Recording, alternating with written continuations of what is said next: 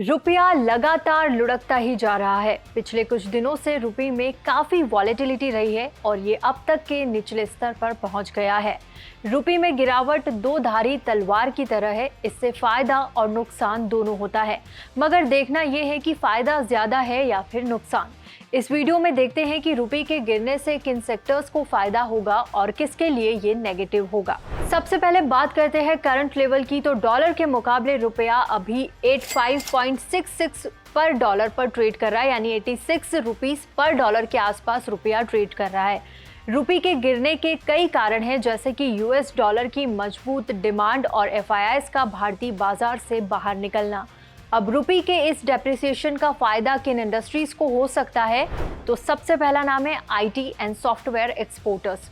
इस सेक्टर को रुपये में 1% के डेप्रिसिएशन से रेवेन्यू में करीब 0.5% और प्रॉफिट में 1.5% तक की बढ़ोतरी होती है।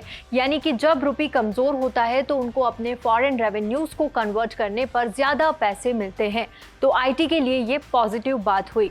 अब आते हैं फार्मा सेक्टर पर। फार्मा सेक्टर के लिए ये पॉजिटिव है क्योंकि भारत जेनेरिक ड्रग और फार्मास्यूटिकल्स का एक बड़ा एक्सपोर्टर है। इंडिया ट्रेड डेटा के मुताबिक ग्लोबल मार्केट में 10% से ज्यादा का योगदान देता है। इंडिया की फार्मा कंपनीज जैसे कि सन फार्मा, सिप्ला, डॉक्टर रेड्डीज और ल्यूपिन का बिजनेस फॉरेन मार्केट्स में भी है, स्पेशली यूएस और यूरोप के बाजार में।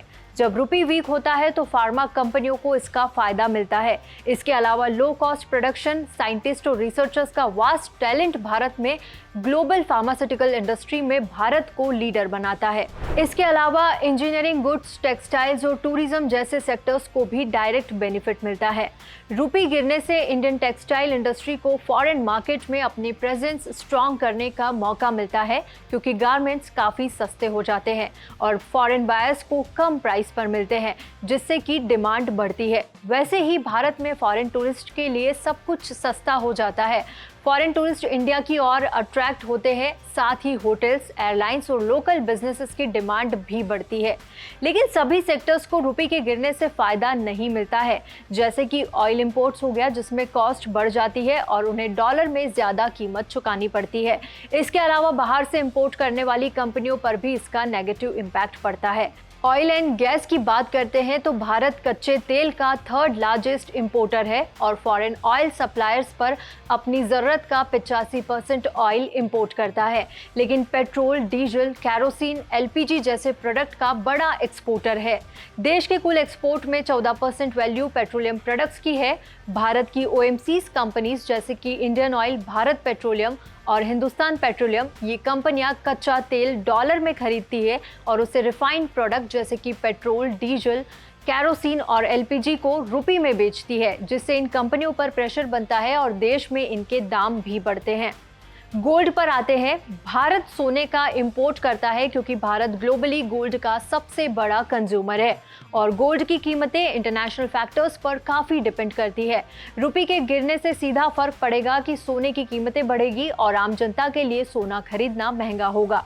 इलेक्ट्रॉनिक्स भी देश में सबसे ज़्यादा इंपोर्ट होता है। हम मोबाइल फ़ोन का एक्सपोर्ट बड़े पैमाने पर कर रहे हैं, मगर मोबाइल बनाने में जितने भी कंपोनेंट्स लगते हैं उनमें से ज़्यादातर इंपोर्ट होते हैं। रुपये की कमज़ोरी से मोबाइल फ़ोन सहित सभी तरह के इलेक्ट्रॉनिक प्रोडक्ट्स की लागत बढ़ जाएगी और इन्हें खरीदने के लिए लोगों को ज़्यादा पैसे खर्च करने पड़ेंगे। आपको ये जानकारी कैसी लगी, कमेंट करके ज़रूर बताएं और ऐसे ही ज़रूरी जानकारी के वीडियोज़ के लिए एनडीटीवी प्रॉफिट हिंदी को सब्सक्राइब ज़रूर करें।